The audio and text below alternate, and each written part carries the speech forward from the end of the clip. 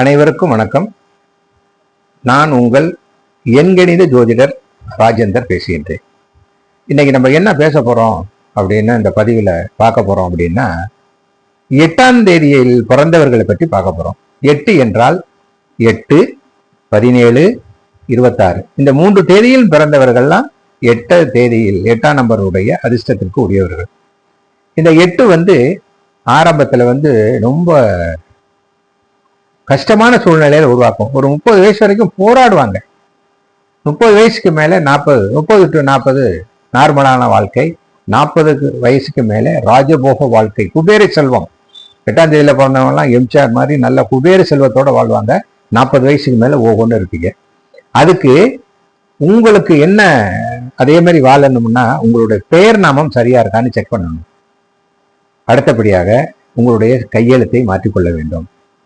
உங்களுடைய திருமண தேதி அவசியம் 8ஆம் தேதியில பிறந்தவங்களுக்கு 4, 7, 8 இல்லாம அதிர்ஷ்டமான ஒரு தேதியிலே திருமணத்தை அமைச்சு கொண்டால் உங்கள் வாழ்க்கை குபேரனாக வாழலாம். அதிர்ஷ்ட பெயர் அப்படின்னா 5ல் வச்சுக்கலாம். நீங்க பேர் 8க்கு 5 நட்பு. 5ல் பேர் வச்செல்லாம் எல்லா செல்வமும் உங்களுக்கு கிடைக்கும், கோடீஸ்வரராக வரும். அதிர்ஷ்ட எண் பகை எண். உங்களுடைய அதிர்ஷ்ட எண் அப்படின்னு பார்க்கும்போது 5, 6. பகை எண் அப்படின்னு பார்க்கும்போது 4, 3. உங்களுடைய அதிர்ஷ்ட தேதி பகை தேதி என்ன அப்படின்னு பார்ப்போம். அதிர்ஷ்ட தேதி அப்படிங்கும்போது 5, 14, 23, 6, 15, 24. பகை தேதி அப்படின்னு பார்க்கின்ற பொழுது அதே மாதிரி 4, 13, 22, 31. உங்களுடைய அதிர்ஷ்ட கலர் கருநீலக்கல், புளூ சஃபயர் என்று இங்கிலீஷில் ஆங்கிலத்தில் சொல்வார்கள்.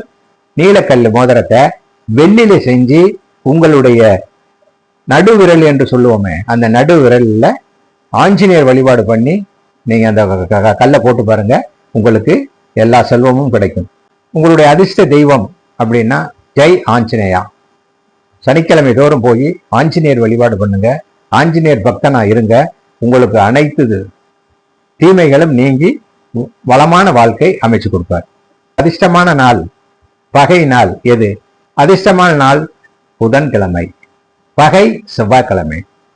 நல்ல விசேஷமானதை பொண்ணு கிடைச்சாலும் புதன் கிடைக்காதும்பாங்க.